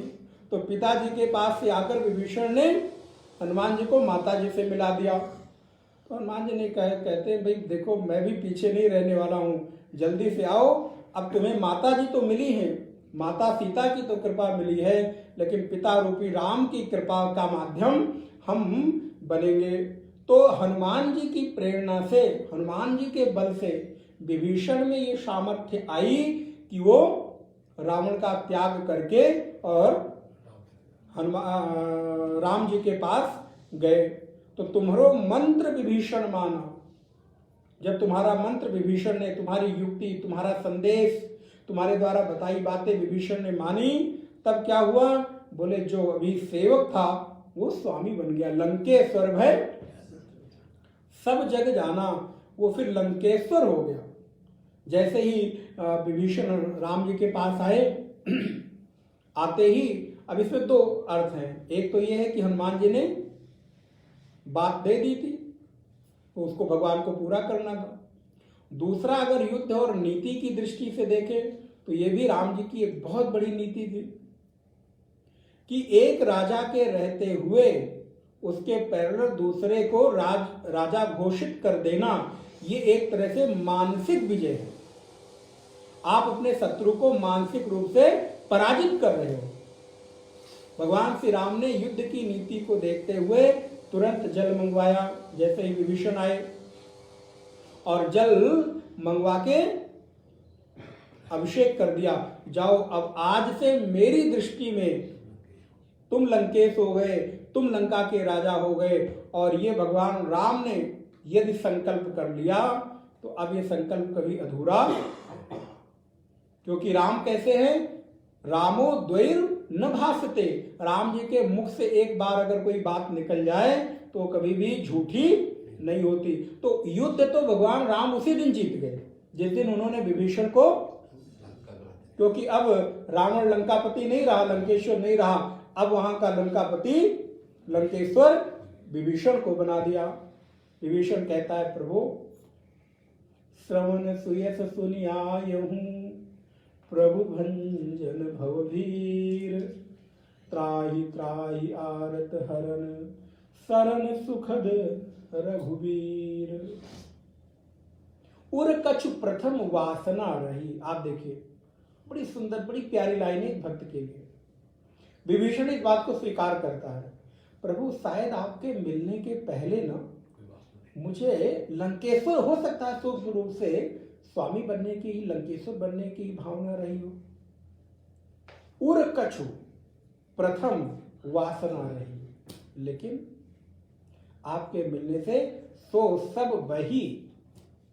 बोले अब आपके मिलने से मुझे लंकेश्वर बनने की, ये है भक्त का हृदय। भक्ति के बाद उसको और कुछ चाहिए ही नहीं। भक्ति के पूर्व तो हो सकता है कि वो कुछ मांगता हो, लेकिन अगर उसके चित्त में भक्ति बैठ जाती है तो भगवान के अतिरिक्त वो कुछ नहीं चाहता। स्वामी मोहिन बिसारी हो, चाहे लाख लोग मिल जाए, हम सम तुमको बहुत है, तुम सम हमको नाय। मेरे जैसे तो आपके लिए न जाने कितने लोग तड़प रहे हैं, कंदराओं में, गुफाओं में रह के अनंत आनंद साधन संपन्न होकर भजन साधन उपासना कर रहे हैं, लेकिन मेरे तो केवल एक आप ही हो। इसलिए मुझे किसी भी परिस्थिति में विसारना मत। पहले कुछ वासना थी प्रभु, और ये भी ईमानदारी होनी चाहिए, स्वीकार कर लेना चाहिए, हाँ ये मैं चाहता था, ये मेरी इच्छा थी, लेकिन अब नहीं चाहता, ये भी सच है।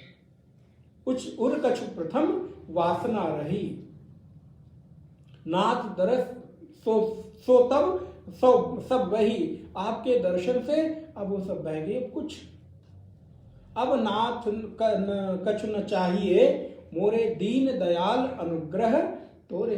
अब आपकी अनुग्रह के अतिरिक्त अन्य कुछ भी मुझे चाहिए नहीं। तो यहाँ पर तुम उपकार सुग्रीव कीना, राम मिलाए राजपद दीना, तुम्हरो मंत्र विभीषण माना, लंके स्वर भय सब जग जाना, युग सहस्त्र योजन पर भानु, लील्यवताहि। बचपन से ही श्री हनुमान जी महाराज छोटी मोटी चीज नहीं चाहते, बड़ी बड़ी चीज चाहते हैं, और ये बाल स्वभाव भी है। अच्छा बताओ, बचपन में आप पैसे मांग करते हो कि चंदा मामा की मांग करते हो? राम जी को देखो, लक्ष्मण हनुमान कृष्ण जी को देखो, मैया मैं तो चंद्र खिलौना लई हो। कुछ नहीं, छोटी मोटी चीज नहीं चाहिए। ऐसे ही हम लोग भी बचपन में, अब आप लोग स्वयं माता पिता हैं, बच्चों की मांग देखिए, और लेकिन हम क्या करते हैं, हम उन बच्चों की बड़ी मांगों को दबा देते हैं। फिर बच्चा क्या करता है, मुंह फुलाकर एक कोने में बैठ जाता है। ऐसे ही हनुमान जी महाराज भी देखते हैं प्रातःकालीन श्री सूर्य भगवान को लगता है कि कुछ सेब है, लाल लाल दिख रहा है, और गए ले लिया, निगल लिया। सब लोग बड़े हैरान परेशान, करो जल्दी, डांट मार के बाहर किया। फिर हनुमान जी महाराज मुंह फुला के कोने में बैठ गए। तब से ऐसा लगता है कि हनुमान जी महाराज हमेशा बचपन से ही, अब आप इस घटना को अपने बचपन से, अपने बच्चों के बचपन से जोड़िए। बच्चे भी बचपन, भगवान कौन है तो हमको नहीं पता, तुम क्या करोगे जान के, बड़े हो जाओगे, अभी ये तुम्हारे जानने लायक। बच्चे जब बड़े बड़े प्रश्न करते हैं, अब वो चंद्रमा के जैसा ही प्रश्न है, और बच्चों का प्रश्न कभी भी छोटा नहीं होता। आप देखिए बचपन में, क्योंकि उनकी बुद्धि शुद्ध है, पवित्र है, और हम उनको उन प्रश्नों के जवाब देने के बजाय खिलौने दे देकर शांत करते रहते हैं। तो युग सहस्त्र योजन पर भानु, लील्यों ताई मधुर फल जानू। पर मधुर फल जानकर उसको उन्होंने निगल लिया। और उसके बाद क्या हुआ, तो बोले प्रभु मुद्रिका में मुख माही, जलधि लांघ गए अचरज नाई। जब सीता जी की खोज के लिए सारे वानर हर दिशा में जाते हैं, तो महाराज हनुमान जी महाराज की भी एक टोली दक्षिण दिशा की ओर गई है, और उसके मुखिया कौन है, बोले बाली के पुत्र अंगद हैं, उसके मुखिया के रूप में। संपाति है। सारे लोग एक समुद्र के किनारे पहुंचते हैं। अब इतने बड़े योजन मील समुद्र को कौन, बोले जिसमें सामर्थ्य होगी वही इसको पार कर सकता है। तो सबसे पूछा जा रहा है, भाई तुम जा सकते हो? कोई कहता हम 10 मील जा सकते हैं, 20 मील जा सकते हैं, 40 मील जा सकते हैं। अंगद जी कहते देखो भाई मैं जा तो सकता हूँ, लेकिन लौटने में थोड़ा, बोले देखो जो जिस काम में संदेह हो वो काम नहीं करना चाहिए। तब दृष्टि पड़ती है, बोले हनुमान जी को करना कहना चाहिए, राम काज है, तो हनुमान जी क्यों नहीं कह रहे हैं कि हम कर लेंगे? बोले क्योंकि हनुमान जी को लगता ही नहीं कि मेरा बल है, वो तो राम जी का बल है, तो राम जी के बल को मैं क्यों कहूं कि मेरा बल है। इसलिए वो चुपचाप शांत बैठे, वो कुछ नहीं कह रहे हैं। और दूसरा अर्थ क्या है? बोले दूसरा अर्थ है कि एक बार हनुमान जी को यह शाप मिला था कि आप अपना बल जब याद दिलाया जाएगा तभी आपको अपने बल का, सामर्थ्य का पता चलेगा। तो का चुप साधी रहो बलवाना, अरे तुम क्यों चुपचाप बैठे हो? राम काज लगी तो अवतारा। जब ऐसा बोला तब हनुमान जी ने कहा अच्छा, अपने बल का अनुमान हुआ। राम काज लगी तो अवतारा, सुनते भयं पर्वताकारा। विराट रूप धारे मैं जाऊं। फिर हनुमान जी को जब बल का अनुमान हुआ तो बोले जाने की बात करते हो? मैं जाऊं, जाकर लंका को तहस नहस करके माता सीता को लेके लंका को समुद्र में डुबो के और चलाऊं आदेश। तो इतना सब मत करो, ये सब तुम कर दोगे राम जी क्या करेंगे? तुम्हें तो बस खाली इतना करना है, जाकर सीता जी का पता लगाकर। लेकिन फिर भी महाराज कुछ तो कर ही आए। अब बल है तो विवेक भी है, तो कुछ तो शत्रु को हुंकार कर ही आए। तो महाराज जब हनुमान जी को उनके बल का स्मरण कराया जाता है तब हनुमान जी के लिए कोई भी काम ऐसा नहीं है कि जो ना कर सके। उनके लिए कोई भी कार्य असंभव नहीं है, सब कुछ संभव है। कौन सुकाज कठिन जग माही, जो नहीं होत तात तुम पाही। काज किए बड़ देवन के तुम वीर महाप्रभु, देख विचारो कौन सो संकट मोर गरीब को, जो तुम सो नहीं जात है टारो। बेगी हरो हनुमान महाप्रभु, जो कछु संकट होए हमारो। को नहीं जानत है जग में कपि, संकट मोचन नाम तिहारो। और ये हनुमानाष्टक शुरुआत ही यहीं से होता है। बाल समय रवि भक्ष लियो। बचपन में छोटे में ही बड़ा काम कर लिया, तो अब तो बड़े होकर तो बड़ा बड़ा काम करे। बाल समय रवि भक्ष लियो, तब तीनों लोक भयो अंधियारो। त्रास भयो जग में, यह संकट काहू सो जात न टारो। बेगी हरो हनुमान महाप्रभु इत्यादि। तो प्रभु मुद्रिका मेल मुखमाई, जलधि लांग गए अचरज नाही। उनके लिए अगर समुद्र क्या है लांग जाना। दुर्गम काज जगत के जेते, सुगम अनुग्रह तुम्हारे देते। आपके लिए जितने भी जगत के काम हैं वो सब सुगम हो जाते हैं जब आपका अनुग्रह हो जाए। यहाँ पे अनुग्रह का एक अर्थ आपको मैं बता दूं। अनुग्रह का अर्थ आप लोग क्या समझते हैं? कृपा। लेकिन अगर इसको थोड़ा शब्दार्थ करें तो ग्रह का तात्पर्य होता है पकड़ना। इसलिए कहते हैं ना, कौन सा ग्रह पकड़ रखा है आजकल? 9 ग्रह में मंगल शनि राहु। तो ग्रह का तात्पर्य होता है पकड़ना, और अनु का तात्पर्य होता है बाद में। तो सबसे पहले आप पकड़ते हो, तब प्रभु की बाद में कृपा होती है। अनुग्रह का अर्थ ये है, प्रभु अपनी तरफ से कृपा नहीं करते। बोले ये क्यों? बोले अगर वो अपनी तरफ से कृपा करने लगेंगे तो उनमें विषमता का दोष लगेगा, क्योंकि कोई कहेगा मुझ पे किया और इन पर नहीं किया। इसलिए प्रभु से जो अनुग्रह की याचना करते हैं उनको, उन पर वो कृपा करते हैं, तो उन पर कोई विषमता का दोष नहीं लगता है। इसलिए काज किए दुर्गम काज जगत के जेते, सुगम अनुग्रह तुम रहते थे। राम दुआरे तुम रखवारे, होत न आज्ञा। राम जी की आज्ञा के बिना हनुमान जी की आज्ञा के बिना राम जी का दर्शन नहीं होता। क्यों?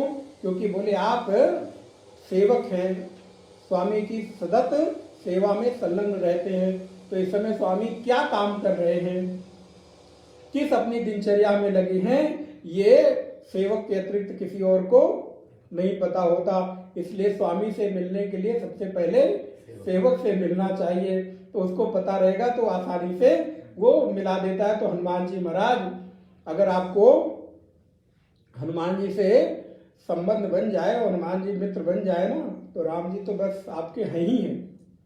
आप देखिए कितने लोगों को हनुमान जी ने मिलाया है। गोस्वामी तुलसीदास जी की कथा तो आपको बिल्कुल स्पष्ट होगी। बोले जिद पकड़ लिया गोस्वामी जी ने, नहीं मिलाना ही है, मिलाना ही है, तो राम जी को मिलाया। वो क्या, चित्रकूट के घाट पे भई संतन की भीड़, तुलसीदास चंदन घिसत तिलक करत रघुवीर।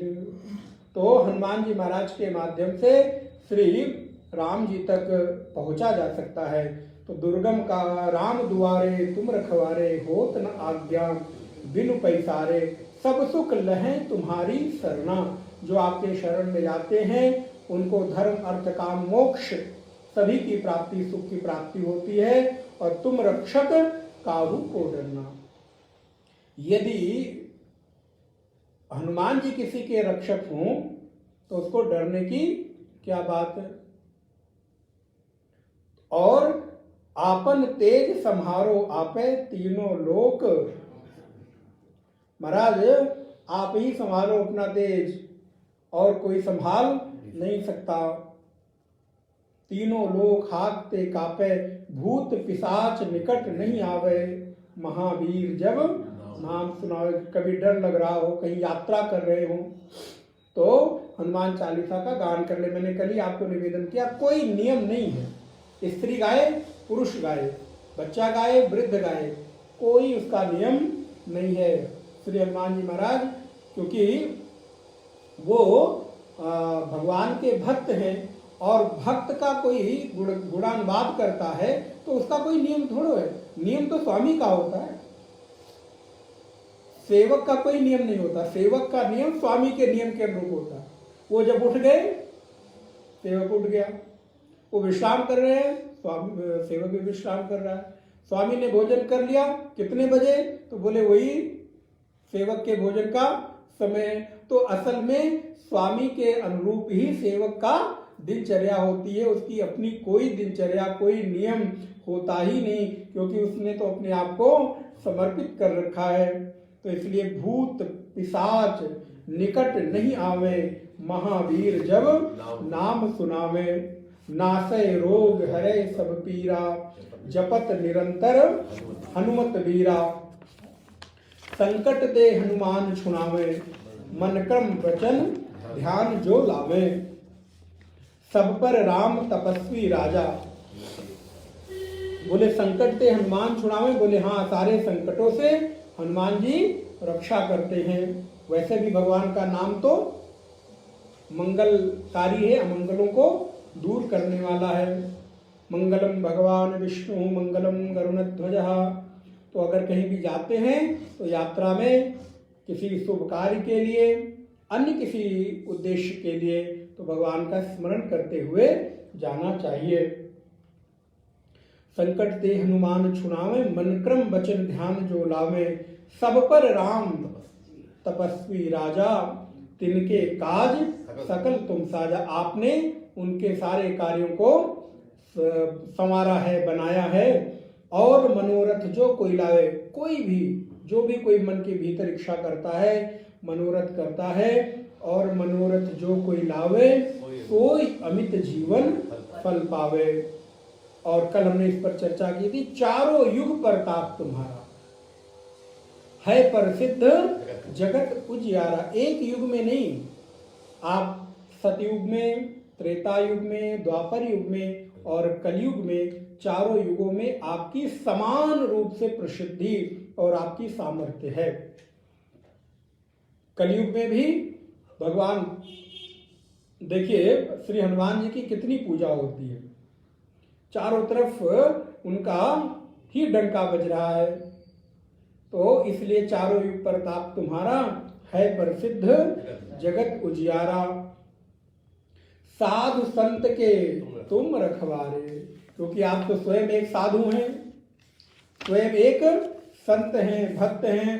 तो बोले महाराज आप साधुओं के भी रक्षक हैं। साधु संत के तुम रखवारे, असुर निकंदन राम दुलारे। असुरों का निकंदन करने वाले, नाश करने वाले, तुम्हारे अष्ट सिद्धि नौ निधि के दाता, असबर दीन जानकी माता। 8 प्रकार की जो अष्ट सिद्धियां हैं वो आपको मिली हुई हैं। इसकी भी बड़ी रोचक कथा है। माता सीता ने हनुमान जी को खूब अष्ट सिद्धि, 9 निधि के दाता, असबर दीन जानकी माता। बोले क्या क्या दिया? बोले अजर अमर गुण निधि सुत हो हूं, सब कुछ दे दिया। हनुमान जी बताओ, सीता जी ने कहा सब कुछ तो दे दिया, अभी क्यों उदास बैठो, जाओ तुम अष्ट सिद्धियों के दाता हो गए, 9 निधियां तुम्हारी दासी हो जाएंगी। तो हनुमान जी कहते हैं कि ये सब में कुछ मजा नहीं आया। तो एक और भी कथा आती है, माता सीता ने अपने गले में मोतियों की, अच्छा अभी तुमको कुछ मिलना बाकी रह गया, लो माला पहन लो। माला दिया हनुमान जी को, गले में निकाला। अब इतनी मोतियों की, बताइए महारानी सीता जिसको धारण करती हूँ, महंगी माला नोच नोच के, तोड़ तोड़ के फेंकने लगे। क्या कर रहे हो हनुमान, इतनी महंगी तुमको मोती की माला तोड़ तोड़ के फेंक रहे हो? माता मैं इसमें राम नाम ढूंढ रहा हूँ, राम जी कहाँ हैं? और जिस भी किसी कितनी भी महंगी वस्तु में यदि राम नहीं है तो मेरे लिए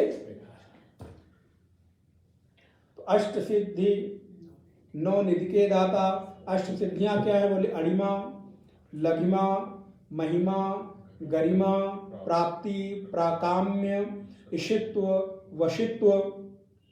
ये अष्ट प्रकार की सिद्धियां होती हैं। छोटा होना, बड़ा होना, वश में करना, सबका विस्तार में नहीं कर सकता।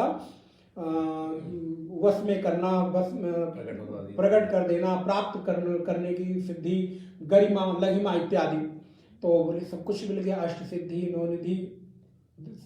अजर अमर, बोले ये सब मिलने के बाद हनुमान जी जब प्रसन्न नहीं हुए, माता जी बोले अजर हो जाओ, अमर हो जाओ, सारे गुण तुम में आ जाए, सारी निधियों सिद्धियों के दाता हो जाओ।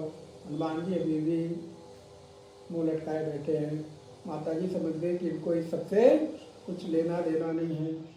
तो जब माता सीता कहती हैं कि करई बहुत रघुनायक, छोहू शब्द बहुत बढ़िया अवधि में है, करई बहुत रघुनायक छोहू। हनुमान जी महाराज उछल पड़े, कूद पड़े, माता के चरणों में प्रणाम किया। वाह वाह माता, ये पहले ही दे देती तो ये सब देने की जरूरत ही न पड़ती, क्योंकि मुझे तो एक ही चीज चाहिए कि राम जी मुझे छोह करे, छोह अर्थात नेह करे, राम जी को मैं निहारता रहूं, राम जी मुझे निहारते रहे, राम जी की कृपा स्नेह मिलता रहे, मेरे लिए सर्व सिद्धि इसी में समाहित है, इसके अतिरिक्त अन्य कोई सिद्धि नहीं चाहिए। तो अष्ट सिद्धिनो निधि के दाता, असवर दीन जानकी माता, राम रसायन तुम्हारे पासा। राम का जो रसायन है, औषधि है, वो तुम्हारे पास में है। राम रसायन तुम्हारे पासा, सदा रहो रघुपति के दाता। बस यही तो उनको वरदान चाहिए था, जाओ जाओ भगवान के हमेशा तुम अभिन्न बने रहोगे, दास बने रहोगे, और तुम्हारे भजन राम को पाओ। क्या बात है, आप सोचिए कितनी अभिन्नता, एकता होगी। तुम्हारे भजन राम को पावे, और जन्म जन्म के दुख विश्रामे, अंत काल रघुबर पुर जाई। जो आपका करता है, देखो भजन हनुमान जी का कर रहा है, और जाता कहाँ है? रामपुर में जाता है, अवध साकेत में जाता है। अंत काल रघुबर पुर जाई, जहाँ जन्म हरि भक्त कहाई, और देवता चित्तन धरई, हनुमत से ही सर्व सुख करई। हनुमान जी ही सर्व समर्थमान है, जो कुछ भी चाहिए, भक्ति ज्ञान वैराग्य सिद्धियां, किसी भी तरह की कोई वस्तु हनुमान जी देने में समर्थवान है। और देवता चित्त धरई, हनुमत से ही सर्व सुख करे, संकट कटे मिटे सब पीरा, जो सुमिरे हनुमत बलबीरा। हनुमान जी का जो स्मरण करता है, सारे संकट दूर होते हैं। और जय जय जय हनुमान गोसाई। हनुमान जी आपकी खूब जय हो, जय हो, जय हो। और कृपा कैसे करो? बोलो गुरुदेव भगवान की तरह कृपा करो। जो सत बार पाठ कर कोई, छूटे ही बंद महासुख होई। बहुत सारे लोग इसको 108 बार का एक संकल्प करते हैं, 40-41 दिन का, और वो संकल्प 108 बार हनुमान चालीसा के पाठ का लगभग 3 से 4 घंटे, 3.5 घंटे के आसपास लगता है। तो ये सर्व सिद्धि के लिए हनुमान चालीसा की भी ये एक तरह का अनुष्ठान किया जाता है। तो छूटे ही बंदी महासुख होई, जो या पढ़े हनुमान चालीसा, होई सिद्ध साखी गौरीशा। भगवान शिव इसके साक्षी हैं। और तुलसीदास सदा है चेरा, कीजय नाथ हृदय महाडेरा। हे श्री रघुनाथ, हे श्री हनुमान जी महाराज, आपके सहित सारे लोग मेरे हृदय में निवास करें। किस रूप में करें? बोले आपका स्थूल रूप तो रहे ही रहे, लेकिन भक्ति ज्ञान वैराग्य और भक्त के रूप में मेरे हृदय में ये वृत्तियां सदा बनी रहे। मेरा जीवन ज्ञान भक्ति वैराग्य से पूर्ण बना रहे। पवन तनय संकट हरण, मंगल मूर्ति रूप, राम लखन सीता सहित, हृदय बसों सुरभूप। संकट को हरण करने वाले मंगल मूर्ति पवन तनय श्री हनुमान जी महाराज के सहित राम लखन सीता मेरे हृदय में श्री निवास करे। नित्य उनका हमारे हृदय में वास रहे, मुझे छोड़कर अन्यत्र भगवान कहीं भी न जाएं, मेरे और केवल मेरे बनकर बने रहें। इस भाव के साथ हम लोगों ने 2 दिवसीय अत्यंत सूक्ष्म में अपने आप को बहुत समेटते हुए, कई सारी कथाओं को सूक्ष्म करते हुए हम लोगों ने हनुमान चालीसा का थोड़ा सा व्याख्यान देखा। कल आप लोग 11 बजे से 1 बजे तक सुंदरकांड के पाठ में स्वागत है, और 1:30 बजे सभी लोग सामूहिक रूप से भोजन प्रसाद यहाँ पर ग्रहण करें। सभी का सादर आमंत्रण। श्री श्रीवास्तव जी की तरफ से है। कल का पूरा आयोजन श्रीवास्तव जी और संगीता माता जी की तरफ से आयोजित किया जा रहा है। भगवान के कृपा से ही हम जीवन में कोई अनुष्ठान आदि कर पाते हैं, तो इस भाव को उन्हीं को समर्पित करते हुए अपनी वाणी भगवान श्री सीताराम के चरणों में समर्पित करते हैं और अपने आप को भगवान की कृपा का भागी अनुभव करते हुए कि वो सेवा देते हैं कि थोड़ी बहुत साधना वाणी के माध्यम से हो जाए। 3 बार हम लोग ओम रामाय नमः का उच्चारण करेंगे। ओम रामाय नमः, ओम रामाय नमः, ओम रामाय नमः, ओम रामाय नमः, ओम रामाय नमः, ओम रामाय नमः, ओम श्री विष्णवे नमः, ओम श्री विष्णवे नमः, ओम श्री विष्णवे नमः, ओम श्री विष्णवे नमः, ओम श्री विष्णवे नमः। ओम श्री विष्णवे नमः। 2 बार भगवान का नाम स्मरण। जय सिया राम, जय जय सिया राम, जय सिया राम, जय जय सिया राम, जय सिया राम, जय जय सिया राम, जय सिया राम, जय जय सिया राम, जय सिया राम, जय जय सिया राम, जय सिया राम, जय जय सिया राम। राम राम राम राजा राम, राम राम राम राजा राम, राम राम राम सीता राम, राम राम राम सीता राम, जय सिया राम, जय जय सिया राम, जय सिया राम, जय जय सिया राम, जय सिया राम, जय जय सिया राम,